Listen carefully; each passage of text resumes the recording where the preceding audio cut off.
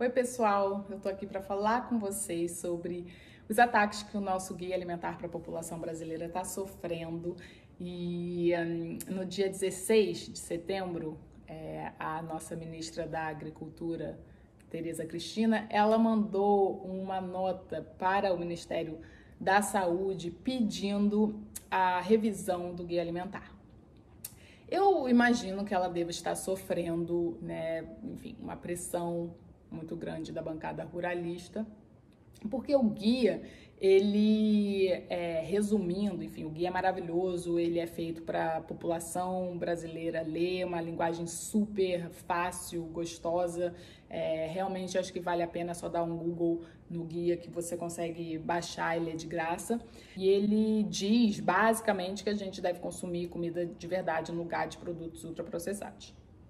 Então isso irrita muita gente. Quer dizer, pouca gente, mas muito poderosa. Então, eu vou ler aqui alguns pontos que o Ministério da Agricultura pede para mudar. Primeiro é que eles dizem que a classificação, aquela classificação de produtos minimamente in natura, minimamente processados, processados e ultraprocessados, eles dizem que essa linguagem, essa classificação é confusa, incoerente e prejudica a implementação de diretrizes adequadas para promover a alimentação adequada e saudável para a população brasileira. Eu acho que não ela é muito simples, é fácil, eu posso explicar para vocês aqui rapidamente. Produtos in natura e minimamente processados são as frutas, legumes, verduras, feijões, lentilhas, enfim, as castanhas, temperos e por aí vai, né? Especiarias, simples. Os produtos processados são, por exemplo, salmouras, macarrão, pão feito, né, de farinha, água, sal e fermento. Mais nada, não precisa de muito mais coisa, senão já viram ultraprocessado, mas basicamente isso. E os produtos ultraprocessados são aqueles com ingredientes que tem no rótulo, na lista de ingredientes. Primeiro uma lista grande, né, de 5 ou mais ingredientes e com nomes esquisitos que normalmente são, né, substâncias, aditivos químicos para deixar o produto mais com um longo tempo de prateleira, né, para durar mais, para ficar mais gostoso, viciante, por aí vai. E esses são tipo sorvete, biscoito, hambúrguer, nuggets, essas coisas, salsicha, tal e tal.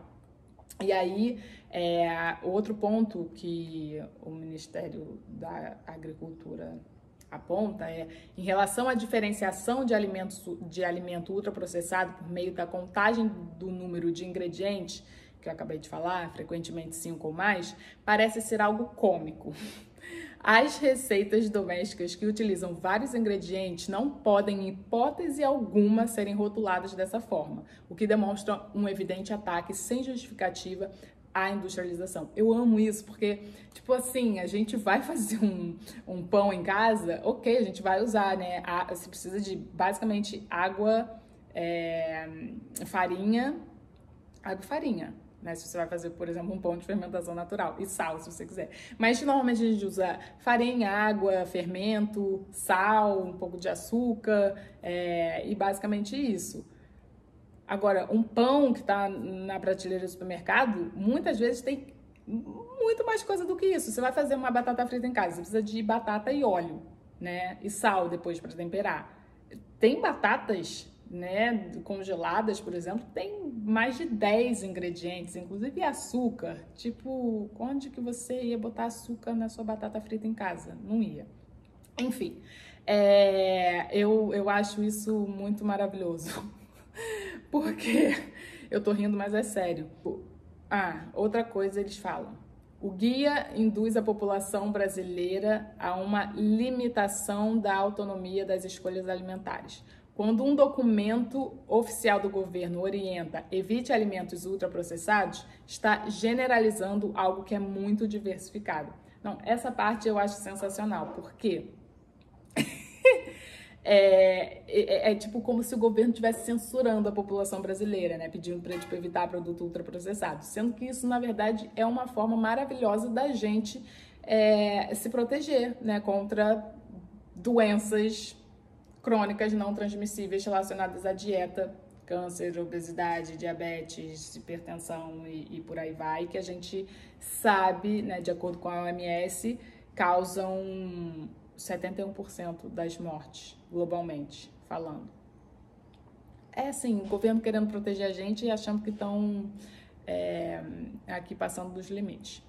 Concluindo, a conclusão deles, assim, a recomendação mais forte nesse momento é imediata retirada das menções à classificação nova no atual guia alimentar e das menções equivocadas, preconceituosas e pseudocientíficas sobre os produtos de origem animal. Essa eu amo, porque fica evidente, né? Porque, obviamente, poucas pessoas poderosíssimas, ruralistas, latifundiários e tal, e também pessoas da indústria alimentícia, devem estar pressionando a nossa ministra, Tereza Cristina, porque não ficam satisfeitos com isso, né? O que o guia fala sobre os produtos de origem animal é muito maravilhoso. A diminuição da demanda por alimentos de origem animal reduz notavelmente as emissões de gases de efeito estufa, responsáveis pelo aquecimento do planeta, o desmatamento decorrente da criação de novas áreas de pastagens e uso intensivo de água. Muito obrigada, Guia Alimentar. O guia, ele tem eu vou ler um parágrafozinho pequenininho para vocês entenderem como ele é muito maravilhoso e por que ele sofre esses ataques. Agora, o parágrafo.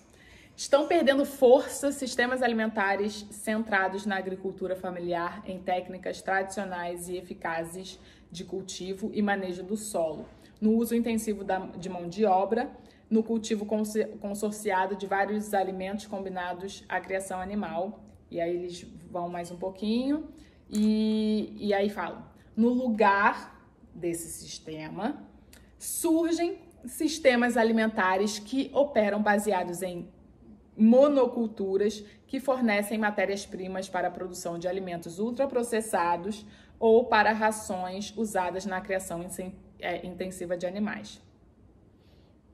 Um guia que fala isso e tem o Ministério da Agricultura achando muito maravilhoso a gente exportar commodities, soja, para alimentar os porcos na China como commodities, realmente pode dar ruim. Esses sistemas dependem de grandes extensões de terra, do uso intensivo de mecanização, do alto consumo de água e de combustíveis, do emprego de fertilizantes químicos, sementes transgênicas, agrotóxicos e antibióticos. E ainda do transporte por longas distâncias. Entenderam? Completam esses sistemas alimentares grandes redes de distribuição com forte poder de negociação de preços em relação a fornecedores e consumidores finais.